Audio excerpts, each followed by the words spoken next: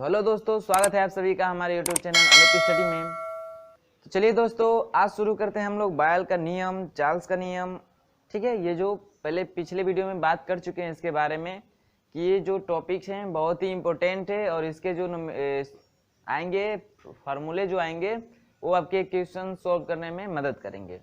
तो चलिए इसको ध्यान से देखिएगा और पूरी अंत तक वीडियो को देखिएगा, क्योंकि ये जितने भी पार्ट आएंगे, इसमें जितने भी टॉपिक्स आएंगे वो सब आपके लिए इम्पोर्टेंट है। ठीक है, तो इसलिए इस वीडियो को स्किप मत करिएगा, बीच में छोड़ के मत जाइएगा, इसको अंत तक देखिएगा। तो चलिए शुरू करते हैं इसके पहले टॉपिक से, बायल का नियम। ठीक है, बायल का नियम देखिए, बायल याद करने से अच्छा होगा कि आप बायल का नियम लिखिए और उसके साथ याद कर लीजिए आर भी।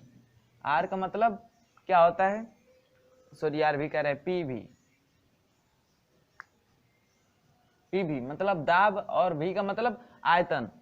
बायल का नियम अथवा दाब तथा आयतन संबंधी नियम, इसको याद कर लेंगे। इसका मतलब दाब और आयतन का मतलब होता है कि दाब और आयतन बीच बायल ने नियम प्रस्तुत किया था।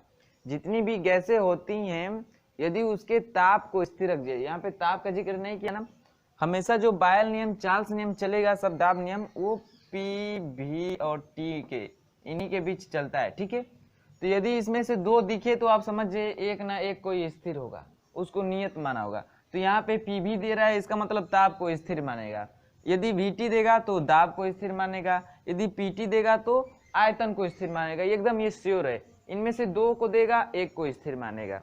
तो जो चार्ल्स का नियम है वो क्या है, पी भी यानी दाब आयतन संबंधी नियम है। यानी इस नियम के अनुसार कोई भी गैस है यदि उसका ताप को स्थिर रखा जाए, नियत रखा जाए, तो जो उसका दाब होता है व्युत्क्रमानुपाती होता है उसके आयतन के।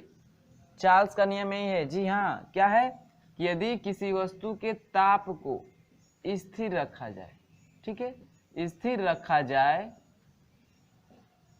तो जो उसका दाब होता है वो व्युत्क्रमानुपाती होता है किसके, आयतन के। इतना समझ में आया, जो उसका दाब होता है व्युत्क्रमानुपाती होता है किसके, उसके आयतन के। तब P बराबर क्या निकल के आ जाएगा, कोई भी नियतांक लग जाएगा। जैसे मान लीजिए हम लोग क्या लगा रहे हैं, K ले रहे हैं, नियतांक K ले रहे हैं, तो हो जाएगा P बराबर K 1/V।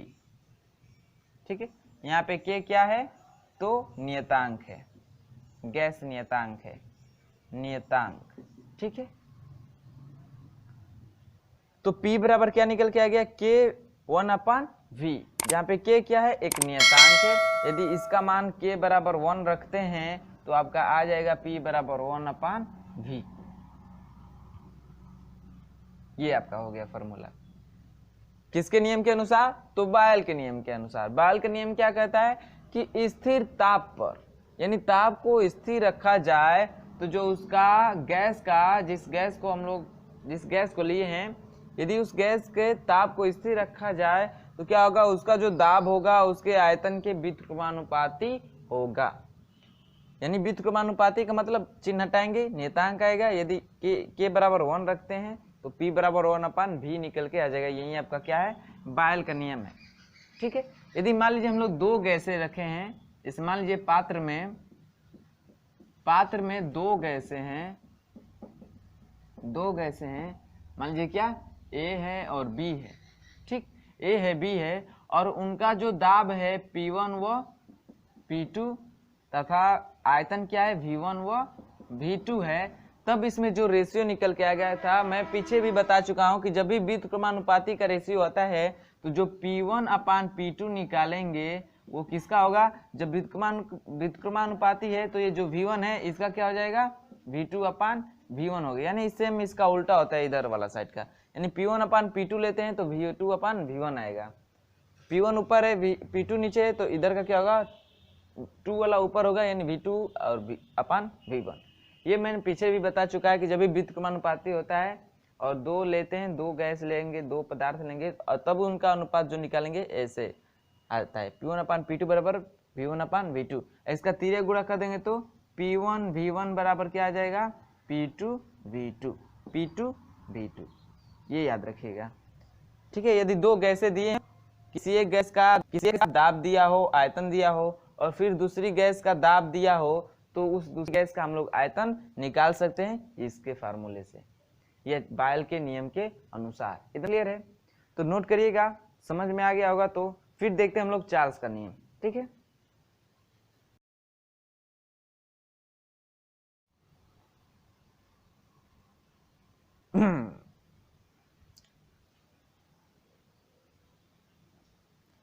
तो चलिए देखते हैं चार्ल्स का नियम। देखिए चार्ल्स का नियम किसके किसके बीच है, तो ये है V और T के बीच। ठीक है, V और T के बीच। तो इसको यह कैसे याद करेंगे, चार्ल्स का जो नियम है आयतन और ताप संबंधी नियम है, आयतन और ताप संबंधी नियम है। ठीक है, बायल के नियम को, अरे सॉरी, चार्ल्स के नियम को आयतन एवं ताप संबंधी का नियम भी कहते हैं। अब देखिए इसमें V और T है, यानी V और T है, इसका मतलब श्योर से ये क्या होगा, स्थिर होगा। क्या होगा, स्थिर होगा। तो इनका बताएंगे क्या, इनका जो नियम है क्या कहेगा कि किसी भी गैस का यदि दाब को स्थिर रखा जाए, यानी कोई भी गैस हो यदि उसके दाब को स्थिर रखा जाए, तो जो उसका आयतन होता है उसके ताप के क्या होता है, समानुपाती होता है। क्या होता है, समानुपाती होता है। यानी चार्ल्स का नियम यही कहता है कि किसी भी गैस का दाब को अब स्थिर रखा जाए। ठीक है, बायल के नियम में किसको स्थिर रखा जा रहा था, ताप को, लेकिन चार्ल्स के नियम में किसको स्थिर रखा जाएगा, दाब को। यानी दाब को स्थिर रखा जाए तो जो उसका आयतन होता है समानुपाती होता है किसके, परमताप T के। ये रहा हम लोग का किसका नियम, चार्ल्स का नियम। फिर भी यहाँ पे भी अब समानुपाती का चिन्ह हटाएंगे तो कोई नियतांक आएगा। जैसे मान लीजिए यहाँ पे भी K नियतांक आ रहा है, तो क्या हो जाएगा, V बराबर KT, और K बराबर 1 रखेंगे तो क्या हो जाएगा, V = T। ये रहा आपका क्या, चार्ल्स का नियम। इसमें भी यदि लेते हैं दो गैसें, मान लेते हैं दो गैसें लेते हैं, इसमें भी दो गैस A व B लेते हैं, और उसका आयतन क्या हो, V1 व V2 हो, और उसका ताप क्या हो, T1 व T2 हो। तब देखिए यहाँ पे समानुपाती था। समानुपाती में मैं बताया हूँ कि जो उसका अनुपात होता है, जो रेशियो होता है, सेम वही होता है। यानी इधर का V1/V2 निकाले तो आएगा क्या, T1/T2। V1/V2, T1/T2। यही व्युत्क्रमानुपाती था तो ये बदल जा रहा था, जगह T2/T1 हो जाएगा, व्युत्क्रमानुपाती रहेगा तो। लेकिन समानुपाती है तो V1/V2 बराबर T1/T2। अब इसका तिर्यक गुणा करेंगे तो क्या हो जाएगा, V1T2 बराबर V2T1। ठीक है, अब ये हो रहा है चार्ल्स के नियम के अनुसार ये फॉर्मूला।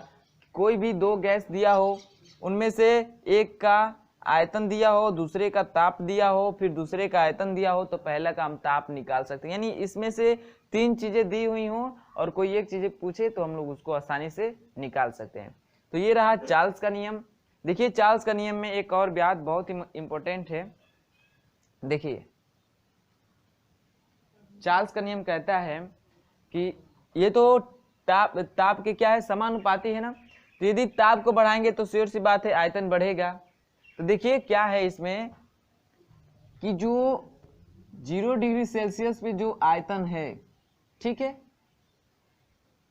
यदि ताप को बढ़ाते हैं तो उसका आयतन बढ़ेगा चार्ल्स के नियम अनुसार। समानुपाती ताप को बढ़ाएंगे तो आयतन बढ़ेगा। तो 0 डिग्री सेल्सियस पे अगर ताप मान लेते हैं V0 है, तो यदि इसका ताप बढ़ाएंगे तो आयतन बढ़ेगा।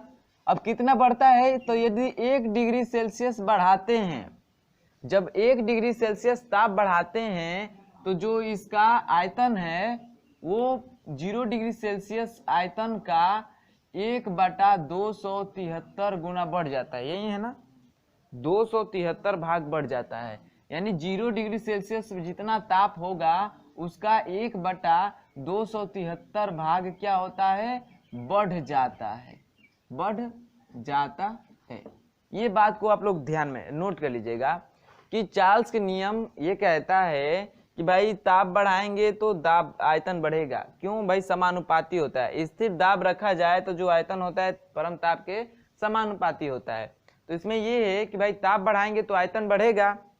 तो यदि 0 डिग्री सेल्सियस पे जो आयतन है उसको रख लीजिए, उसको मान लीजिए कुछ भी हो, और फिर अगर ताप बढ़ाते हैं तो आयतन बढ़ेगा। तो कितना बढ़ेगा, तो यदि 1 डिग्री सेल्सियस बढ़ाएंगे यानी पर डिग्री सेल्सियस बढ़ाते हैं तो जो उसका ताप है वो 0 डिग्री सेल्सियस पे, सॉरी जो उसका आयतन है 0 डिग्री सेल्सियस पे जितना होगा उसका 1/273 भाग बढ़ जाता है, 1/273 भाग बढ़ जाता है। यानी इसका मतलब हो जाएगा कि जो जैसे मान लेते हैं कि 0 डिग्री सेल्सियस पे उसका ताप V0 है और T डिग्री सेल्सियस ताप बढ़ा दे रहे हैं तो उसका जो आयतन है वो VT हो जा रहा है। यानी 0 डिग्री सेल्सियस पे उसका आयतन V0 है और इसको T डिग्री सेल्सियस तक बढ़ाते हैं तो उसका मान लीजिए आयतन कितना हो जा रहा है, VT हो जा रहा है। तब जो VT निकल के आएगा, VT वो हो जाएगा ये 0 डिग्री सेल्सियस पे ताप, फिर उसका आयतन का कितना भाग बढ़ जाएगा, तो 273 यहाँ रख लेते हैं T। यानी जो T डिग्री सेल्सियस पे ताप निकालेंगे वो निकल के आ जाएगा आपका कितना, V0 1 + 1/273 T, 273 T। ये रहा आपका फार्मूला, ये वाला, इसको नोट कर लीजिएगा। इससे निकालेंगे कि मान लीजिए 0 डिग्री सेल्सियस पे किसी गैस का आयतन कुछ दिया हो, ठीक, तो कहे कि 50 डिग्री सेल्सियस पे, 40 डिग्री सेल्सियस पे, 30 डिग्री, 15 डिग्री, 25 डिग्री, जितना भी सेल्सियस पे कहे कि उसका आयतन निकालिए, तो हम लोग इसी फार्मूले का यूज करेंगे। यहाँ पे जो 0 डिग्री सेल्सियस पे फार्मूला दिया रहेगा आयतन वो रख लेंगे और उसके बाद से जितने ताप पे पूछेगा यहाँ पे T का मान वो रखेंगे तो VT बराबर निकल के आ जाएगा। ठीक है, VT बराबर निकल के आ जाएगा। तो इतना नोट कर लीजिए, इतना को नोट करिए। देखिए जब न्यूमेरिकल सॉल्व करेंगे तो इस फार्मूले का भी यूज किया जाएगा। क्वेश्चन आएंगे, जितने भी फार्मूले आ रहे हैं सबका यूज किया जाएगा। जैसे जैसे क्वेश्चन आएंगे कौन सा फार्मूला लगेगा उसको आप लोग सारे फार्मूलों को याद कर लीजिए, कौन सा फार्मूला लगेगा यूज करेंगे हम लोग, ठीक ना। तो इस फार्मूले को भी याद कर लीजिएगा। ये रहा चार्ल्स का आपका नियम का फार्मूला।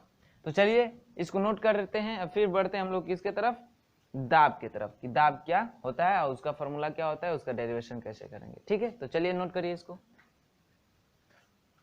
तो चलिए देखते हैं दाब को, क्या है अगला टॉपिक, दाब यानी प्रेशर। क्या होता है, प्रेशर। तो देखिए दाब क्या होता है, हम लोगों ने पिछले वीडियो में भी या पिछली अध्याय में भी दाब के बारे में पढ़ा होगा कि जो दाब होता है क्या होता है, तो एकांक क्षेत्रफल पर लगने वाले बल को ही क्या बोलते हैं, दाब बोलते हैं।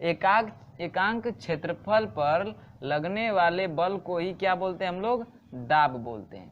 यही दाब पढ़े हैं ना, दाब का फॉर्मूला यही होता है।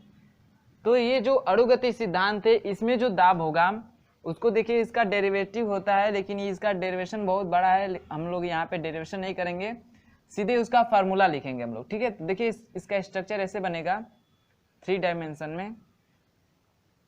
ऐसे कोई यहाँ पे सॉलिड है,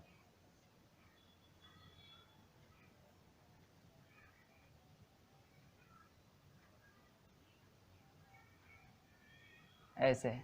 ठीक है, इसकी जो चौड़ाई है मान लेते हैं a है, ये l है और ये z अक्ष है और ये x अक्ष है और ये y अक्ष है। ऐसे ही है ना चित्र, हाँ। और ये क्या कर रहा है, इसमें एक ऐसे बनाया है, ऐसे बनाया है, ठीक ना। तो ये हम लोग का चित्र है। तो इस पे जो दाब लगेगा इसका डेरिवेशन बहुत बड़ा है और आपके इंटर में भी नहीं दिया है, 11th की बुक में दिया है, लेकिन वो उसमें लिखा होगा नोट में कि ये इंटर के लायक नहीं है। ये जो होता है बीएससी लेवल का आता है। ठीक है, इसका डेरिवेशन है जो बीएससी लेवल का है। तो हम लोग यहाँ पे डेरिवेशन नहीं करेंगे, सीधे लिखेंगे कि जो दाब होता है क्या होता है भाई, एकांक क्षेत्रफल पर लगने वाले बल को ही दाब बोलते हैं। लेकिन जब इस स्ट्रक्चर से हम लोग दाब का डेरिवेशन करेंगे तो वो दाब आएगा क्या, P बराबर आएगा आपका, क्या आएगा, P बराबर 1/3 mn बटा में V और आएगा V² RMS। ये आपका दाब का फॉर्मूला आएगा। ठीक है, इसको नोट कर लीजिएगा इस फॉर्मूले को, P बराबर 1/3 mn V into V² RMS। ये फार्मूला बस याद कर लीजिए। इसका डेरिवेशन बहुत ही लंबा है, उसका डेरिवेशन हम लोग करेंगे नहीं। यदि इसका डेरिवेशन देखना होगा तो इसके लिए एक अलग से मैं वीडियो बना दूंगा, उसका डेरिवेशन आप वहां से जाके देख सकते हैं। बस ये इस वीडियो में बस इसका फार्मूला आप लोग समझ जाइए इसका कि जो P बराबर होता है 1/3 mn v/v² RMS होता है। इतना क्लियर है? तो चलिए हम लोग बढ़ते हैं अपने अगले टॉपिक दाब का नियम की तरफ। ठीक है, इसको इस फार्मूले को याद कर लीजिएगा और इसको नोट कर लीजिएगा। चलिए देखते हैं दाब का नियम। देखिए दाब का नियम यानी PT, दाब और ताप। इसमें भी नहीं दिखाई दे रहा है ना, इसका मतलब जो V होगा वो क्या होगा, स्थिर होगा। V जो होगा वो क्या होगा, स्थिर होगा। ठीक, अब देखिए इसका नियम क्या कहता है, दाब का नियम। V क्या है, स्थिर है ना, तो कहता है कि यदि किसी भी गैस का आयतन स्थिर रखा जाए, ठीक है, आयतन स्थिर रखा जाए तो उसका जो दाब होता है, किसी भी गैस का आयतन स्थिर रखा जाए तो उसका जो दाब होता है परम ताप T के क्या होता है, समानुपात होता है। सिर्फ एकदम चार्ल्स के नियम के अनुसार उसमें आयतन ताप के समानुपाती होता है, लेकिन दाब के नियम में दाब की बात करें तो भाई दाब जो होगा क्या होगा, ताप के समानुपाती होता है। यहाँ से भी इसके नियतांक को हटाएंगे तो कोई कंस्टेंट आएगा, मान लीजिए T आ रहा है और यहाँ K आ रहा है और K का मान 1 रखेंगे तो क्या आ जाएगा, P बराबर T आ जाएगा। ये रहा आपका दाब का नियम। ठीक, इसमें भी अगर दो गैस लेते हैं, इस मान लीजिए A व B गैस लेते हैं, A व B गैस हैं और उनका जो दाब है P1 व P2 है और ताप क्या है, T1 व T2 है, तो बता दीजिए इसका अनुपात क्या होगा, P1/P2 बराबर क्या हो जाएगा, T1/T2। सेम 1:2 है तो 1:2, यदि व्युत्क्रमानुपाती होता है तो 1:2 हो जाता है। बात याद है ना सबको? तो क्या हो जाएगा, P1/P2 बराबर T1/T2, त्रिय गुणा करेंगे तो क्या हो जाएगा, P1 T2 बराबर क्या हो जाएगा, P2 और T1। ठीक है, अब इन दो गैसों में से किसी 3 का मान दिया हो इसमें से और 1 का पूछे तो फिर आप भी आसानी से निकाल सकते हैं। देखिए इसमें क्या होता है, जैसे चार्ल्स के नियम में आयतन जो होता है ताप के समानुपाती था, तो ताप को बढ़ा रहे थे तो आयतन बढ़ रहा था, तो इसमें भी ताप को बढ़ाएंगे तो दाब बढ़ेगा। और कितना बढ़ेगा, तो जिस तरह चार्ल्स के नियम में 0 डिग्री सेल्सियस पे जो आयतन था, यदि T डिग्री सेल्सियस ताप बढ़ा रहे हैं तो उसका आयतन में वृद्धि होगा, तो पर डिग्री सेल्सियस यानी 1 डिग्री सेल्सियस ताप बढ़ाने पे उसमें जो 1/273 हो रहा था ना, जो 0 डिग्री सेल्सियस ताप पे आयतन था उसका 1/273 भाग बढ़ जाता था। उसी तरह इस दाब में भी ताप पर, जिस मान लीजिए 0 डिग्री सेल्सियस ताप पे उसका दाब P0 है, तो 1 डिग्री सेल्सियस ताप बढ़ाएंगे तो P0 का कितना भाग बढ़ जाएगा, तो 1/273 भाग क्या होता है, बढ़ जाता है, बढ़ जाता। ये तो फार्मूला में T रखेंगे, ठीक ना, 273 भाग बढ़ जाता है इसमें भी। ठीक है, तो यहाँ से निकालेंगे, तब भी यहाँ से निकालेंगे कि जिस मान लीजिए 0 डिग्री सेल्सियस पे P0 है और T डिग्री सेल्सियस पे उसका दाब PT होगा, तो वो कितना होगा, तो यहाँ से PT बराबर निकालेंगे तो क्या हो जाएगा, P0 1 + 1/273T। यहाँ से निकाल देंगे आप दाब। तो ये फार्मूला आप लोग याद कर लीजिएगा, ये फार्मूला याद कर लीजिए। यदि PT निकालना हो, जैसे मान लीजिए 0 डिग्री सेल्सियस पे दाब कुछ भी दिया हो, जैसे मान लीजिए 5 दिया हो, 5 पास्कल कुछ भी दिया हो, और पूछे कि T डिग्री सेल्सियस पे, मान लीजिए 10 डिग्री सेल्सियस पे इसका दाब पूछे, तो इस फार्मूले पे आसानी से निकालेंगे। यानी P10, T का मान 10 यानी 10 डिग्री सेल्सियस पे निकाल रहे हैं हम लोग दाब, कितना हो जाएगा भाई, 5 है शुरू में, 0 डिग्री सेल्सियस पे 5 है, तो 1 + 1/273 कितने पे निकाल रहे हैं, 10 पे, तो ऐसे करेंगे। फिर P 10 डिग्री सेल्सियस बराबर 5, अब इसका देखिए, अब इसका इसमें गुणा करेंगे तो हो जाएगा 273 अधन 10 अब बटा में 273, और फिर इसी को कैलकुलेशन करेंगे तो जो दाब आएगा वो दाब 10 डिग्री सेल्सियस पे होगा। कि कितना होगा उसका दाब, कब, जब 0 डिग्री सेल्सियस पे दाब गैस का कितना हो, 5 पास्कल हो, तो 10 डिग्री सेल्सियस पे निकालेंगे तो इसी तरह निकालेंगे, इसका कैलकुलेशन करेंगे। ठीक है, मैं एग्जाम्पल दिया हूँ, ठीक ना, तो ऐसे सॉल्व करेंगे। चार्ल्स के नियम में भी जो आयतन निकालना होगा इसी तरह निकालेंगे। तो इतना क्लियर है दाब का नियम। दाब का जो नियम होता है, इसमें देखिए v नहीं दिख रहा है ना, यानी इसका मतलब v को स्थिर रखेगा। तो जो दाब का नियम होता है वो क्या होता है कि किसी भी गैस का यदि आयतन स्थिर रखा जाता है तो उसका जो दाब होता है समानुपाती होता है किसके, परमताप के। समानुपाती का चिन्ह हटाएंगे, नियतांक आएगा के। यदि k इक्वल टू 1 रख रहे हैं तो p बराबर t आ जाएगा। यदि दो गैस ले रहे हैं a और b और उनके दाब क्रमशः p1 और p2 हो तथा ताप T1 व T2 हो तो उनमें जो अनुपात आता है यानी P1/P2 बराबर T1/T2 आता है। ये मैंने पहले भी बताया कि जब भी समानुपाती होता है तो 1:1:2, व्युत्क्रमानुपाती होगा तो 1:2:1 हो जाएगा।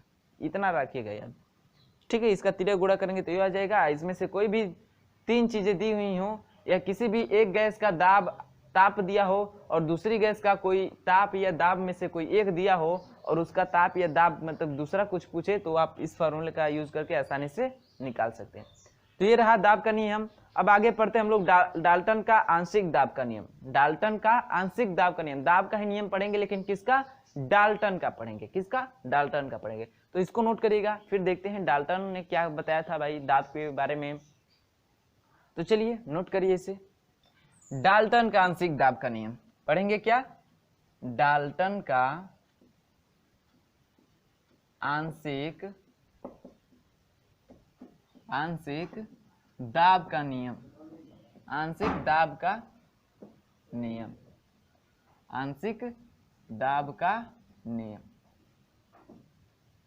ठीक, किसका, डाल्टन का आंशिक दाब का नियम पढ़ेंगे कि इन्होंने क्या कहा था। तो देखिए डाल्टन ने क्या कहा था कि कोई भी एक पात्र हो, बड़ा सा कैंटर हो, टैंक हो, ठीक, और इसमें अलग अलग गैसें रखी गई हैं, जैसे भिन्न भिन्न प्रकार की गैसें रखी गई हैं, ठीक है। भिन्न भिन्न प्रकार की इसमें क्या रखी हैं, गैसें रखी गई हैं। तो यदि इस पात्र पे जो कुल दाब निकालेंगे, टोटल दाब जो निकालेंगे वो क्या होगा, तो इन अलग अलग गैसों के आंशिक दाब के योगों के क्या होता है, बराबर होता है, बराबर होता है। यानी कोई भी पात्र हो उसमें अलग अलग गैसें रखी गई हों तो ये भाई दाब डालेंगी इसके दीवारों पे, पात्र की दीवारों पे दाब डालेंगी तो टोटल दाब कितना होगा, वो कितना होता है, तो ये अलग अलग गैसों से लगाए गए दाबों के योग के बराबर होता है। जैसे मान लीजिए 1 2 3 4 5 6 7 8 ऐसे डॉट डॉट करते क्या है, n तक है इसमें गैस है। तो जो इसका दाब होगा, टोटल दाब जो होगा P, वो क्या होगा, तो P1 plus P2 plus P3 plus P4 plus ऐसे डॉट डॉट कहाँ तक होंगी, तो n तक होंगी। ये होता है क्या, आंशिक दाब का नियम। यही है क्या है कि जो आंशिक दाब का नियम क्या बताएंगे आप, कि आंशिक दाब का नियम यही है डाल्टन का, कि डाल्टन ने ये बताया था कि कोई भी पात्र रखे, एक पात्र लें और उसमें अलग अलग गैस डाल दें, भिन्न भिन्न प्रकार की गैस डाल दें और तब निकाले कि इस पात्र पे उन गैसों द्वारा कितना दाब निकलेगा, तो कितना होगा, तो जो टोटल दाब होगा वो जो अलग अलग गैस डाले हैं उनके अलग अलग दाबों के योग के बराबर होता है। जैसे मान लीजिए ये 4 नंबर वाली गैस अलग दाब डाल रही है, 5 नंबर वाली गैस अलग दाब डाल रही है, 1 नंबर वाली गैस अलग दाब डाल रही है, तो इनके दाबों को जोड़ देंगे तब उसका निकलेगा टोटल दाब कि इस पात्र पे कितना दाब लग रहा है। तो वही मान लीजिए इसमें n गैसें हैं, 1 2 3 4 करते करते n तक गैसें डाले हैं, तो टोटल दाब निकालेंगे तो कितना हो जाता है, P बराबर P1 plus P2 plus P3 plus P4 dot dot dot करते Pn तक। यही हम लोग का किसका नियम है, आंशिक दाब का नियम, और वो भी किसका, डाल्टन का, जहाँ पे P क्या है, कुल दाब है, क्या है, कुल दाब है, और ये सब क्या है, तो अलग अलग गैसों के दाब है, अलग अलग गैसों के आंशिक दाब है, आंशिक रूप में दाब है, आंशिक रूप में दाब है, ठीक है। तो यही रहा हम लोग का डाल्टन का आंशिक दाब का नियम, बस यही है, ठीक है। इतना समझ में आ गया। कुछ दिया है, दाब और गतिज ऊर्जा में संबंध बताया है कि दाब और गतिज ऊर्जा में संबंध क्या है, तो उसको भी देख लीजिए। संबंध को डेरिवेट नहीं किया है, बस संबंध दर्शाया है कि ये संबंध होता है। तो चलिए उसको भी देख लेते हैं हम लोग। दाब और गतिज ऊर्जा में संबंध, इसको मिटा दे रहे हैं, ठीक है। बहुत छोटा था, डाल्टन का आंशिक दाब का नियम यही है, बस याद कर लीजिए। P बराबर P1 plus P2 plus P3 plus dot dot P plus है, अरे प्लस Pn, मतलब टोटल जो दाब होगा अलग अलग दाबों के योग के बराबर होगा। बस योग समझिएगा, जोड़ना है उसको, गुणा मत करिएगा, ठीक है ना।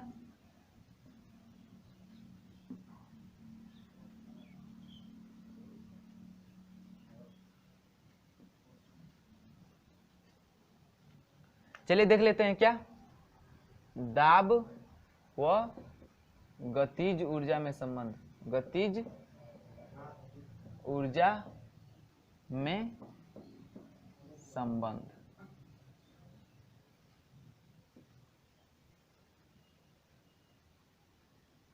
तो चलिए देखते हैं दाब व गतिज ऊर्जा में संबंध क्या होता है। देखिए हम लोग पीछे पढ़ चुके हैं दाब बराबर, यानी दाब जब पढ़े थे तो दाब बराबर पढ़े थे क्या, 1/3 mn v अपन v स्क्वायर RMS, इतना पढ़ चुके हैं ना। तो देखिए यहां से जो ये था mn यहाँ पे क्या था, mn हम लोग का क्या था, कुल द्रव्यमान था, कुल द्रव्यमान था। कुल द्रव्यमान कैसे था कि मान लीजिए उस पात्र में हम लोग, अरे उस जो पदार्थ लिए थे उसमें n कण हो और उसका मास m हो तो टोटल मास nm हम लोग निकाले थे, ठीक है। तो जहाँ पे nm क्या है, कुल द्रव्यमान है, और v क्या है, आयतन है, v क्या है, आयतन है। तो भाई घनत्व के फार्मूले से यहाँ पे रो ले रहे हैं, ठीक है, d भी ले सकते हैं, तो क्या होता है रो बराबर m अपान v होता है, यानी घनत्व बराबर द्रव्यमान बटे आयतन होता है। तो इसका कुल द्रव्यमान कितना है, mn है, और v कितना है, आयतन है, v क्या है, आयतन है। तो इसके स्थान पे हम लोग लिख सकते हैं क्या, रो लिख सकते हैं। तो यहीं आ जाएगा क्या, p बराबर क्या आ जाएगा, 1/3, इसके जगह पे रो, उसके बाद से v स्क्वायर RMS, इसको मान लीजिए समीकरण नंबर 1। इतना क्लियर है। फिर यदि गतिज ऊर्जा निकाले हम लोग, गतिज ऊर्जा, गतिज ऊर्जा क्या होती है, गतिज ऊर्जा क्या आती है, तो E बराबर होता है क्या, 1/2 mv स्क्वायर, यहाँ पे mv स्क्वायर v लेंगे RMS में, किस में लेंगे, RMS में, इस v को लेंगे RMS में। यदि हम लोग प्रति एकांक आयतन में इसका गतिज ऊर्जा निकाले, यानी प्रति एकांक आयतन में, प्रति एकांक आयतन में गतिज ऊर्जा निकाले, प्रति एकांक आयतन में गतिज ऊर्जा कितनी होगी, गतिज ऊर्जा, तो एकांक की बात कर दे तो बट्टा मतलब होता है, आयतन की बात कर रहा है तो क्या हो जाएगा, E बराबर 1/2 mv स्क्वायर RMS, अब बट्टा क्या हो जाएगा, v हो जाएगा,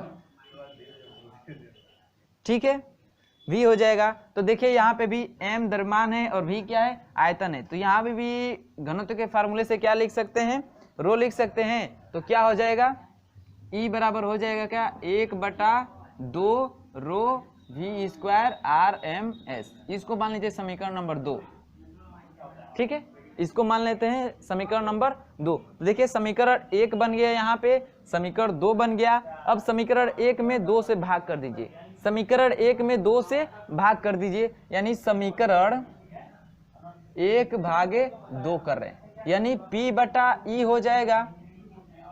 P का मान कितना है, तो 1/3 रो v square RMS, v square RMS। अब बटा में E का मान कितना है, तो 1/2 रो v स्क्वायर RMS, इतना है। देखिए ये वाला पोर्शन सेम है तो कट जाएगा, तब क्या होगा, P बराबर क्या, P/E बराबर क्या आएगा, 1/3 बटा 1/2। अब देखिए भिन्न का भिन्न होता है तो भिन्न पलट जाती है, इसका मतलब 2 का ऊपर गुणा होगा, 3 का इसमें गुणा होगा, तब कितना आ जाएगा, P/E बराबर कितना आ जाएगा, ये ऊपर जाएगा, यानी 2/3, 2/3। यहाँ से इसका निकालेंगे, P निकालेंगे, दाब निकालेंगे, तो कितना हो जाएगा, दाब कितना निकल गया आ जाएगा, तो P बराबर कितना हो जाएगा, 2/3 अतिरिय E का जाके क्या हो जाएगा, गुणा जाएगा। यही दाब है, यही नियम, यही संबंध है दाब और गतिज ऊर्जा में। P क्या है, दाब है, E क्या है, गतिज ऊर्जा है, ठीक है। यदि दे दे किसी गैस का गतिज ऊर्जा कुछ दिया हो तो उसका दाब कितना होगा, तो उसमें बस गतिज ऊर्जा में 2/3 से क्या कर दीजिएगा, गुणा कर दीजिएगा। यहीं E पूछे तो बस इसको पलट के इसमें गुणा कर दीजिएगा, 3/2 से दाब में गुणा कर देंगे तो उसकी गतिज ऊर्जा निकले। तो इस फार्मूले को नोट कर लीजिएगा, क्या निकल के आया है आपका, P बराबर 2/3, यही आया है 2/3 E। इसको नोट कर लीजिएगा आप लोग, इस वाले फार्मूले के आप लोग क्या कर लीजिएगा, नोट कर लीजिएगा। यही क्या है, दाब व गतिज ऊर्जा में संबंध है। जहां P क्या है, जहां P क्या है, दाब है, और E क्या है, गतिज ऊर्जा है, गतिज ऊर्जा है। इतना समझ में आया, इसको नोट कर लीजिएगा इस फार्मूले को, और हम लोग चलते हैं आगे किसके तरफ, आदर्श गैस के तरफ। ठीक है, नोट करिए इसे। तो चलिए देखते हैं हम अपना अगला टॉपिक क्या है, आदर्श गैस। आदर्श गैस, आइडियल गैस। ठीक है, आदर्श गैस। आदर्श गैस क्या होती है, तो वे गैस जो बायल, चार्ल्स और दाब के नियम का पालन करती है। दाब के नियम का, इन तीनों नियमों का क्या करती है, पालन करती है। उसी गैस को क्या बोलते हैं हम लोग, आदर्श गैस कहते हैं। यानी वे गैस जो ताप व दाब की प्रत्येक अवस्था में बायल, चार्ल्स और दाब के नियम का पालन करती है, उसे हम लोग क्या बोलते हैं, आदर्श गैस बोलते हैं। और ये जो आदर्श गैस होती हैं, इनके जो कण होते हैं, वो कण क्या होते हैं, अति सूक्ष्म होते हैं, अति सूक्ष्म होते हैं, अति सूक्ष्म होते हैं। और क्या कहता है कि इनके जो अणुओं के बीच आकर्षण बल नहीं कार्य करते। इनके जो बीच, ये जो आदर्श गैसें होती हैं, इनके जो कण होते हैं, उनके बीच आकर्षण बल कार्य नहीं करता, यानी अंतरा आणविक बल कार्य नहीं करता है। और इनका जो होता है गुणांक, कौन सा गुणांक, तो आयतन प्रसार गुणांक और दाब प्रसार गुणांक आपस में क्या होता है, बराबर होता है। आदर्श गैस की प्रॉपर्टी होती है क्या, कि वो बायल, चार्ल्स, दाब का नियम का पालन करती है, और उसके कण क्या होते हैं, अति सूक्ष्म होते हैं, और ये इनमें अंतरा आणविक बल नहीं उत्पन्न होता है, इनमें आकर्षण बल नहीं लगता है, और इनके आयतन गुणांक, आयतन प्रसार गुणांक और दाब प्रसार गुणांक क्या होते हैं, बराबर होते हैं। इतनी बात समझ में आ गई। एक डेरिवेटिव छोटा सा, क्या, आदर्श गैस की गतिज ऊर्जा। ये जो आदर्श गैस है, इसी गैस की क्या गतिज ऊर्जा कितनी होती है, गतिज ऊर्जा कितनी होती है। तो देखिए गतिज ऊर्जा E बराबर क्या होता है, 1/2 mv²। यहाँ पे जो वेग लेंगे वो RMS में लेंगे। ठीक है, RMS लेंगे, 1/2 mv² RMS। और यहाँ पे v² RMS का जो मान होता है वो होता है 3 RT/m, 3 RT/m। जी हाँ, इतना ही होता है, 3 RT/m। इसका मान रखिए, इस वाले में, इस वाले पार्ट में इसका मान रखिए, तो क्या हो जाएगा, E बराबर क्या आ जाएगा आपका, इसका ऊपर गुणा होगा ना, तो 3/2 हो जाएगा। फिर m, v के जगह पे ये रखना है, तो 3 से तो गुणा हो ही गया, बचा क्या है, RT/m। यहाँ से m कैंसिल हो जाएगा, तो आएगा क्या, 3/2 RT, 3/2 RT। यानी E बराबर क्या आएगा, 3/2 RT, 3/2 RT। यदि क्या बोल रहा है इसमें, कि यदि गैसों की मात्रा H मोल है, यदि हम लोग गैसों की मात्रा H मोल लेते हैं, यानी यदि गैस की मात्रा H मोल हो, तब जो E आएगा वो कितना हो जाएगा, 3/2। H मोल होगा तो HRT, HRT। इसको याद रख लीजिएगा, इसको नोट कर लीजिएगा। यदि हम लोग 1 मोल की बात करें, यानी यदि गैस की मात्रा H मोल हो, तब होगा E बराबर 3/2 HRT। यदि 1 मोल की बात करें हम लोग, कितने मोल की, 1 मोल की बात करें, तो कितना आ जाएगा, E बराबर कितना आ जाएगा, H की जगह पे अब 1 रखना है। जितने मोल की बात करेगा H की जगह पे उसका मान रखेंगे। तो 1 मोल की बात करें, यानी H की जगह पे कितना रखा जाएगा, 1, तो कितना आ जाएगा, 3/2 RT, 3/2 RT। यानी जो 1 मोल पे किसी आदर्श गैस की गतिज ऊर्जा कितनी होती है, E बराबर 3/2 RT। कितना आ जाता है, 3/2 RT नहीं, यहाँ पे K हो जाता है। क्या हो जाता है, K हो जाता है। जब 1 मोल की बात करते हैं, जैसे यहाँ पे यदि गैसों की मात्रा H मोल हो तो E बराबर कितना हो जाता है 3/2 HRT, लेकिन 1 मोल की बात करते हैं तो E बराबर आता है 3/2 KT हो जाता है। और यहाँ पे जो K है इसको बोलते हैं कौन सा नियतांक, तो बोल्ट्जमान नियतांक बोलते हैं। क्या बोलते हैं? बोल्ट्जमान नियतांक। इसको क्या बोलते हैं? K को यहाँ पे बोल्ट्जमान नियतांक कहते हैं। इतना सबको समझ में आया? ठीक है, ये छोटा सा डेरिवेशन था। इसका जो डेरिवेशन है आपके 11th के बुक में दिया है डिटेल से, वहाँ पे आप लोग पढ़ सकते हैं, नहीं तो उसका एक अलग से वीडियो बना के आपको अपलोड कर दिया जाएगा। ठीक है, यहाँ पे हम लोग शॉर्टली समझ ले रहे हैं, बस उसका फार्मूला से हम लोग को मेन काम है कि हम क्यों कि सवाल करने में क्या करेगी, इसकी हम लोग की सहायता लेनी है। ठीक है, तो ये हो गई आदर्श गैस की गतिज ऊर्जा कितनी होती है, E बराबर 3/2 KT। K क्या है? तो बोल्ट्जमान नियतांक है। इतना सबको समझ में आया? चलिए तो देख लेते हैं थोड़ा गैस समीकरण। क्या देख लेते हैं? गैस समीकरण। इसको नोट करिएगा, फिर देखते हैं गैस समीकरण को। चलिए तो देख लेते हैं हम लोग गैस समीकरण। गैस समीकरण देखिएगा, जो गैस समीकरण होता है ये किससे बनता है? तो बायल और दाब के नियम से, बायल और दाब के नियम से बनता है। क्या हम लोग का क्या बनता है? तो बनता है गैस समीकरण। जैसे बायल का नियम क्या होता है? P व्युत्क्रमानुपाती V होता है, ये बायल का नियम होता है। और दाब का नियम क्या होता है कि P प्रोपोर्शनल T होता है। यही होता है ना?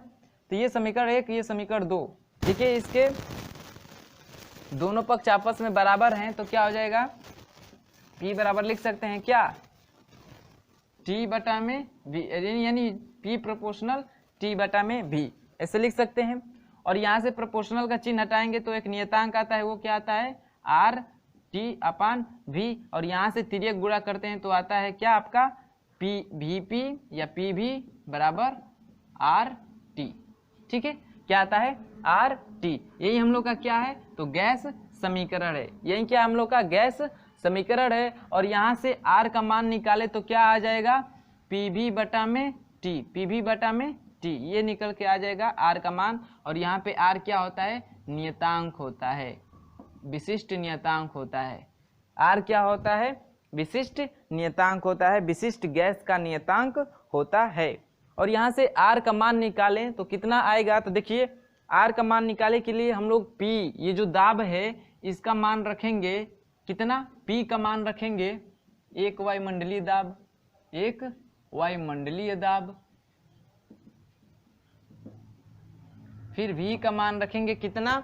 V का मान रखेंगे 1 मोल द्रव्यमान गैस का आयतन कितना होता है? तो 22.4 × 10⁻³ मीटर होता है। कितना होता है? 22.4 × 10⁻³ मीटर होता है। कितना? तो ये होता है 1 मोल द्रव्यमान गैस का आयतन। ये जो है आयतन, ये जो लिखा है ये 1 मोल द्रव्यमान, 1 मोल द्रव्यमान गैस का आयतन है, गैस का आयतन है। ठीक है, गैस का आयतन है। तो P का मान 1 वायुमंडलीय दाब रखना है, V का मान 22.4 × 10⁻³ रखना है। और जो T है परम ताप, T जो है उसका रखना है 273 केल्विन। तब यहाँ पे रखेंगे तो R का मान कितना आ जाएगा? R बराबर P का मान रखिए 1 × V का मान रखिए 22.4 × 10⁻³ अब बटा में T का मान रखिए 273। और इसको कैलकुलेट करेंगे, इसको कैलकुलेट करेंगे तो आपका आ जाएगा 8.31 जूल प्रति मोल केल्विन। कितना आ जाएगा? तो 8.31 जूल मोल प्रति मोल केल्विन, प्रति जूल प्रति मोल केल्विन। ठीक है, ये आपका आ जाएगा कितना? R का मान निकल के आ जाएगा। समझ में आया है? जो गैस समीकरण होता है बायल और दाब के नियम पे आधारित होता है। बायल का नियम क्या है? P बराबर P व्युत्क्रमानुपाती होता है 1/V के, यानी जो दाब होता है वो गैस के आयतन के व्युत्क्रमानुपाती होता है। और दाब नियम क्या है कि जो दाब होता है परम ताप के समानुपाती होता है। इसको कंबाइन करेंगे तो आपको मिलेगा जो दाब होगा प्रोपोर्शनल होगा T/V के। यहाँ से प्रोपोर्शनल का चिन्ह हटाएंगे तो एक नियतांक आता है R जिसे क्या बोलते हैं, विशिष्ट नियतांक कहते हैं। ठीक है, नियतांक होता है ये विशिष्ट गैस का नियतांक होता है। किसका होता है, विशिष्ट गैस का नियतांक होता है।